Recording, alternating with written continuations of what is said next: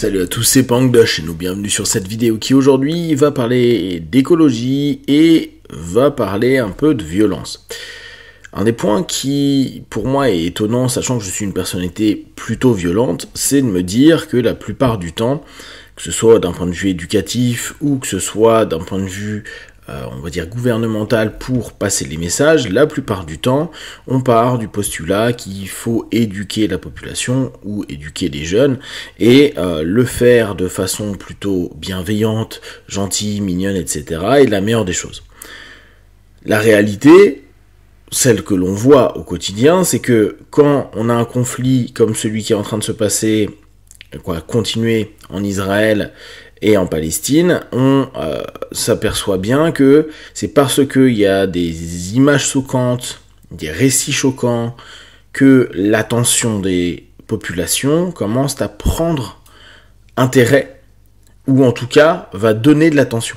Sachant que dans notre société où l'attention est quelque chose qui devient de plus en plus difficile à maintenir, plus les choses sont extrêmes, plus il y a de chances que notre cerveau arrive à un moment donné, et on ne sait pas le temps, mais capter cette chose-là. Alors bien sûr, le contre-coup de ça, c'est que on a un phénomène d'habituation, c'est-à-dire que notre cerveau et ou notre corps s'habitue même aux choses les pires, et va diminuer l'impact psycho-émotionnel et ou physique sur notre être.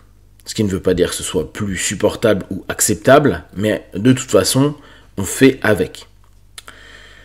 Dans le process qu'on a de vendre de l'écologie, et moi je suis pas un écologiste du tout, je pense pas, la notion qui moi me dérange, c'est, et je vous l'ai écrit dans un article il y a quelque temps, cette problématique que nous voulons absolument sauver la planète. Et la réalité, c'est on veut sauver l'être humain. On veut sauver le confort de nos sociétés pour les générations suivantes. On veut, en somme, que ce que la nature va développer dans les années, que ce soit la montée des eaux, que ce soit l'augmentation de la chaleur, que ce soit des virus qui vont se développer, on veut que cette nature, qu'officiellement un écologiste va aimer, ne bouge pas trop de ce que l'on connaît aujourd'hui. Donc on l'aime, mais si ça nous laisse dans le confort actuel, si ça nous laisse dans ce qui est attendu par la nature d'aujourd'hui. On ne veut pas savoir ce qui se passait il y a 300 ans, ou 1000 ans, ou 10 000 ans, et on ne veut pas avoir un futur qui change de notre confort actuel. Or, de facto, c'est en train de se passer. Que ce soit avec l'aide de l'humain, où on amplifie un ensemble d'éléments. Ça, il le prouve de plus en plus, et je pense que, alors là, après, c'est trop empirique, mais on a cette sensation aussi. Que le fait aussi que la nature, par elle-même, bouge. Défendre constamment un discours à dire « on va sauver la planète, bougez-vous pour sauver la planète », c'est comme dire « ok, mais la planète, j'ai quel impact ?» Et alors, parce qu'il y aura un moment ou un autre, cette notion-là. Avec le paradoxe industriel de, oui, on veut changer la planète, mais on veut toujours rouler en voiture, on veut toujours rouler à vélo, mais électrique, parce qu'on veut quand même pas faire trop d'efforts. On veut plein de choses, mais il faut quand même qu'on garde notre confort. La réalité, c'est qu'on se bat pour maintenir en vie l'humanité, maintenir en vie notre expérience de vie. Et là encore, pourquoi on nous montre des endroits ou des planètes, de la planète où c'est esquinté, à la place de faire ce qu'on fait, et bizarrement c'est accepté complètement, pour les paquets de cigarettes où on vous montre des personnes qui sont en train de crever, on vous montre des tumeurs, on vous montre des opérations, on vous montre des trucs qui sont pas très beaux. Alors là encore, tout le monde s'y est habitué. Mais, au moins, ça rappelle à chaque fois, fumer tue. Je pense que cette notion, elle est là. Donc ça tue, après tu valides ou tu invalides. Mais si à la place de nous montrer les orques qui s'échouent, les dauphins qui sont en train de crever, ou les pauvres orang-outans qui sont en train de se bastonner contre une machine qui est en train de détruire son habitat, Si on était en train juste de montrer, bah regardez, on est en train de faire ceci, bah regardez ce que c'est quelqu'un qui a un aspirateur parce qu'il peut plus respirer d'oxygène pur, comme au Mexique. Regardez ce que ça fait de ne plus avoir d'eau. Ah bah ça on en a, hein, des photos pas vraiment sympas, des pays où il n'y a pas d'eau, où il y a de la malnutrition, de la sous-nutrition. Bah dire bah continuez à consommer votre eau de cette façon-là ou à jeter à nettoyer votre voiture et tu mets quelqu'un qui nettoie une voiture et tu mets à côté un enfant qui est en train de crever de déshydratation, bah, peut-être qu'à un moment ou à un autre on va se rendre compte que c'est l'humanité qu'on veut protéger, c'est l'humanité veut pas se diriger vers aussi peu de considération pour ce qu'est un humain et ce qu'est une vie, et reprendre les notions un peu violentes de ce qui est déjà vendu dans le marketing de la cigarette pour justement faire arrêter, stopper, diminuer. Après, l'impact, on ne sait jamais si c'est réellement ça ou si c'est l'augmentation simplement des prix. Mais, resituer le problème. Si on veut impacter, il faut impacter ce qui va nous toucher. Ce qui va nous toucher, c'est notre santé, notre confort, nos qualités de vie, nos attentes et pour beaucoup de personnes, les générations qui vont suivre.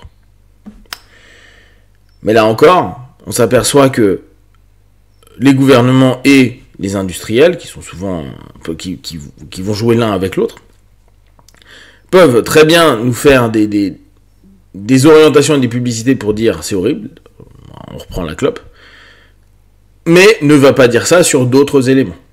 Ou, par exemple, comme l'alcool, on avait la loi E20 où il y avait interdiction d'avoir des publicités d'alcool, maintenant ça a disparu et on peut depuis, je sais plus, 5-6 ans à nouveau voir partout la consommation d'alcool avec cette petite phrase ne buvez pas trop, c'est pas bien, un truc comme ça.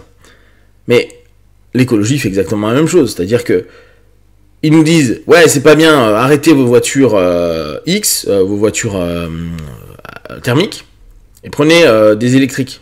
Mais tout le monde sait depuis le début de l'électrique, tout le monde que on ne sait pas quoi faire de ces putains de batteries. Donc on est en train de vendre un espèce de truc où il y a les industriels et les gouvernements qui sont orientés à dire ah bon on va arrêter de faire consommer de l'alcool, puis quelques années plus tard oui bon en fait on le remet et puis les conséquences on s'en fout. Là on a remplacé une problématique par une autre problématique à venir, mais on s'en fout parce que le confort actuel est que on peut rouler dans nos voitures. Et là encore hein, moi je suis le premier à rouler en bécane, donc j'ai pas de leçon de morale à donner, je donne simplement une logique sur si on veut vendre et si on veut influencer les gens, la notion douce, même si derrière j'adhère pas à plein d'actions de certaines associations écologistes, ils tentent avec une certaine violence d'intervenir sur des trucs. Après moi les sittings et tout ça j'y crois pas, mais ils tentent d'aller vers quelque chose. Mais là encore, on s'en fout que ce soit l'extinction de la planète. Ce qui pose le problème, c'est l'extinction de l'humain. Or, tant que l'humain capte pas que il pourra être comme le pays voisin, ou que ça va créer des violences X ou Y, ou que ça va créer des maladies, des trucs, il va pas percuter. Notre cerveau, il reste dans le confort. Et c'est là où l'ensemble du cheminement, qui soit marketing, qui soit idéologique, qui soit l'ensemble du système de suggestion proposé par les associations, etc., et à reprendre. On sait faire des campagnes où ça sensibilise. Et je vous dis, il suffit de voir des choses hardcore pour que les gens, pendant un laps de temps, même si ça dure pas, si on le fait justement pas tout le temps, mais sporadiquement avec des campagnes, dire mais regardez c'est ça, c'est la mort qui arrive, la mort, juste le truc que tout le monde veut esquiver, la mort, que tout le monde, personne n'esquivera, mais la mort dans des conditions pas cool. C'est mieux que de dire ouais la pauvre planète elle va crever, mais on s'en fout, elle vit depuis 4,5 milliards d'années, elle s'en fout complètement, elle va encore vivre 1, 2, 3 milliards d'années, avec ou sans nous ça changera rien. Donc reprendre les notions de base et réinvestir l'humain réellement par rapport à ce qu'il est et ce qui va se passer pour lui, plutôt que de trouver une notion qui est externe à lui, même s'il vit dessus, donner une notion de la planète mère, on s'en fout complètement, la mère nature, on s'en fout. Bref, si vous avez des questions, vous les partagez sur Facebook, YouTube, je répondrai avec le plus rapidement possible, comme d'habitude, de tout ce que je propose, ne prenez que ce qui est bon et juste pour vous, testez, observez, analysez et concluez. Be one, ciao.